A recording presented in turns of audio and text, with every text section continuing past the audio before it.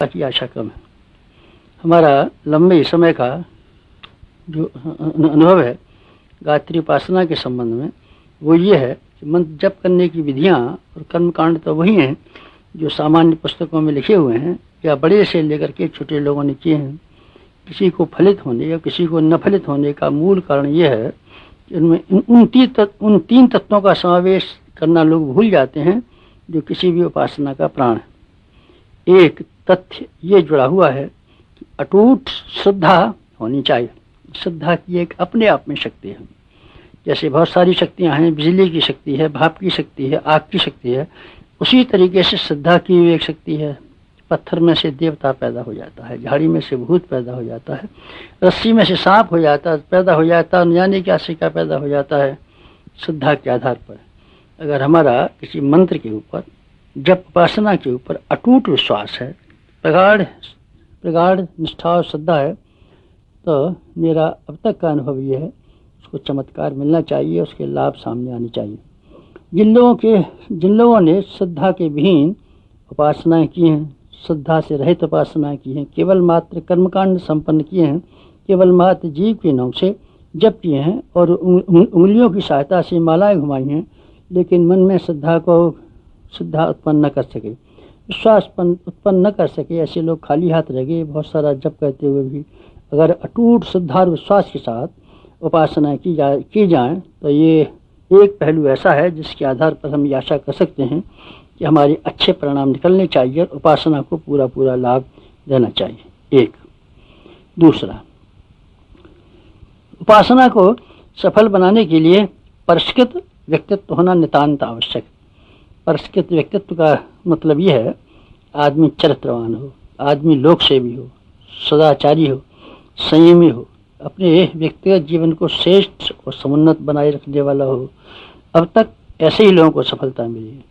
अध्यात्म का लाभ स्वयं पाने और दूसरों को दे सकने में केवल वही साधक सफल हुए हैं जो उन्हें जप उपासना के कर्मकांडों के सिवाय अपनी व्यक्तिगत जीवन को शालीन, समुन्नत, श्रेष्ठ और परिष्कृत बनाने का प्रयत्न किया है। संयमी व्यक्ति, सदाचारी व्यक्ति जो भी जप करते हैं, उपासना करते हैं, उनके प्रत्येक उपासना सफल हो जाती हैं। दुराचारी आदमी, दुष्ट आदमी, नीच, पापी और पतित आदमी भगवान की नाम लेकर के भी चाहें तो पार नहीं हो सकते। भगवान का नाम लेकर के, नाम लेने का परिणाम यह होना चाहिए कि आदमी का व्यक्तित्व सही हो और शुद्ध बने। अगर व्यक्ति का शुद्ध और समुन्नत बनाने में राम नाम सफल नहीं हुआ तो जानना चाहिए उपासना विधि में बहुत भारी भूल लग गई और नाम के साथ में काम करने वाली बात को भुला दिया गया। परिष्कृत व्यक्तित्व उपासना का दूसरा वाला पहलू है गायत्री उपासना के संबंध में अथवा अन्य उपासनाओं के संबंध में।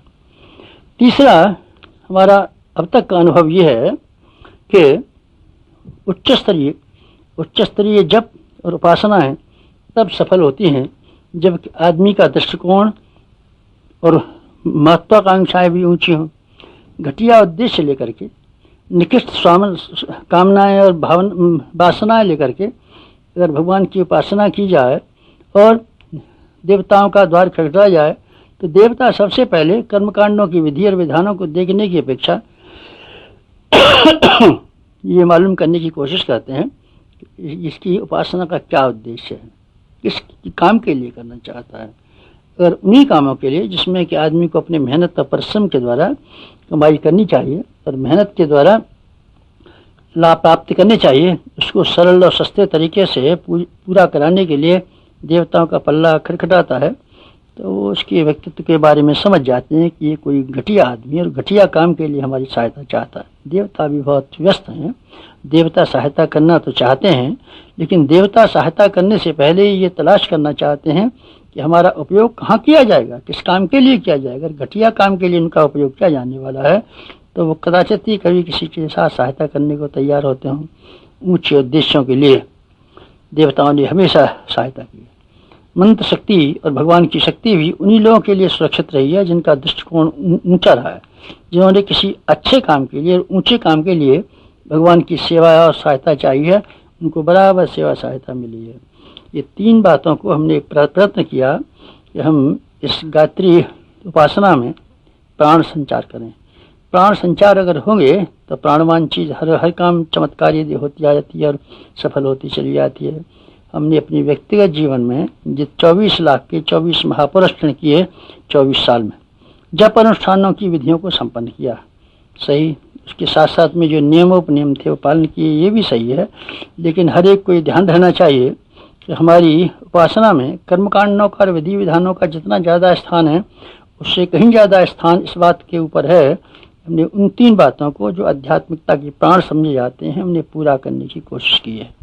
अटूट श्रद्धा और अडिग विश्वास गायत्री माता के प्रति रख करके और उसकी उपासना के संबंध में अपनी मान्यता और भावना रख करके प्रयत्न किया है, उसका परिणाम पाया है। व्यक्तित्व को भी जहाँ तक संभव हुआ है परिष्कृत करने के लिए कोशिश की है। एक ब्राह्मण को और एक भगवान के भक्त को जैसा जीवन जीना चाहिए हमने भरसक प्रयत्न किया है कि उसमें किसी तरीके से कमी ना नहीं पावे, उसमें पूरी सावधानी हम बरतते रहें। अपने आप को धोबी की तरीके से धोने में और धुनिये की तरीके से धुनने में हमने आगा पीछा नहीं किया है। ये हमारी उपासना को फलित और चमत्कृत बनाने का बहुत बड़ा कारण रहा है। उद्देश्य ऊंचे हमेशा से रहे। उपासना हम किस काम के लिए करते हैं, हमेशा ये ध्यान बना रहा पीड़ित मानवता को ऊंचा उठाने के लिए, देश धर्म समाज और संस्कृति को समुन्नत बनाने के लिए हम उपासना करते हैं, अनुष्ठान करते हैं और भगवान की प्रार्थना करते हैं। भगवान ने देखा किस नियत से आदमी कर रहा है। भागीरथ की नियत को देख करके भी गंगा जी स्वर्ग से पृथ्वी पर आने के लिए तैयार हो गई थी और शंकर भगवान की सहायता करने के लिए तैयार हो गए थे। हमारे संबंध में भी ऐसे ही हुआ। ऊंचे उद्देश्य को सामने रख करके चले तो देवी शक्तियों का भरपूर सहायता मिली। हमारा अनुरोध ये है, जो कोई भी आदमी ये चाहते हों कि हमको अपनी उपासना को सार्थक बनाना है, इनको इन 3 बातों के लिए बराबर ध्यान में रखना चाहिए। हम देखते हैं कि अकेला बीज बोना सार्थक नहीं हो सकता, उससे फसल नहीं आ सकती। फसल कमाने के लिए बीज 1, भूमि 2, खाद पानी 3, इन तीनों चीज़ों की ज़रूरत है। निशाना लगाने के लिए बंदूक 1, कारतूस 2, चलाने वाले का अभ्यास 3 होंगी तो बात बनेगी। मूर्ति बनाने के लिए पत्थर 1 और छेनी हथौड़ा 2 और मूर्ति बनाने की कलाकारिता 3। लेखन कार्य के लिए कागज, स्याही और शिक्षा, इन तीनों चीज़ों की जरूरत है। मोटर चलाने के लिए मोटर की मशीन, तेल और ड्राइवर, तीनों की चीज़ ज़रूरत है। इसी तरीके से उपासना के चमत्कार अगर किन्हीं को देखने हो, उपासना की सार्थकता कोई परख करनी हो, तो इनको इन 3 बातों पर ध्यान रखना पड़ेगा जो हमने अभी निवेदन किया। उच्च स्तरीय दृष्टिकोण, परिष्कृत व्यक्तित्व और अटूट श्रद्धा विश्वास, इन तीनों को मिलाकर के जो कोई भी आदमी उपासना करेगा, निश्चय पूर्वक और विश्वास पूर्वक कह सकते हैं आध्यात्मिकता के तत्व ज्ञान का जो कुछ भी महात्म बताया गया है, आदमी स्वयं लाभान्वित होता है, समर्थ बनता है, शक्तिशाली बनता है, शांति पाता है, स्वर्ग जैसी लाभ प्राप्त करता है और दूसरों की सेवा का सहायता करने में समर्थ होता है। गायत्री मंत्र के संबंध में हम यही प्रयोग और परीक्षण आजीवन करते रहे और पाया गायत्री मंत्र सही है, शक्तिवान है, सब कुछ उसके भीतर है, लेकिन है तभी जब किस बीज को, गायत्री मंत्र के बीज को तीनों चीज़ों से समन्वित किया जाए। उच्च स्तरीय दृष्टिकोण, अटूट श्रद्धा विश्वास, परिष्कृत व्यक्तित्व, ये अगर करेगा तो पूरी सफलता पाएगा। हमारे अब तक के अनुभव उपासना संबंधी और गायत्री उपासना संबंधी यही है। ये पाया गायत्री के मंत्र के संबंध में जो 3 बातें कही जाती हैं पूर्णतः सही है। गायत्री को कामधेनु कहा जाता है, ये सही है। गायत्री को कल्पवृक्ष कहा जाता है, ये सही है। गायत्री को पारस कहा जाता है, इसको छू करके लोहा सोना बन जाता है, ये सही है। गायत्री को अमृत कहा जाता है कि उसको पी करके अजर और अमर हो जाते हैं, ये भी सही है। ये सब कुछ सही उसी हालत में है कि गायत्री रूपी कामधेनु को चारा भी खिलाया जाए, पानी भी पिलाया जाए, उसकी रखवाली भी की जाए। चारा आप नहीं पिलाएं गाय को, कामधेनु को दूध पीना चाहें तो कैसे संभव होगा, पानी नहीं पिलाए चाहें तो कैसे संभव होगा, उसकी रखवाली न करें, ठंड गर्म का बचाव न करें तो कैसे संभव होगा।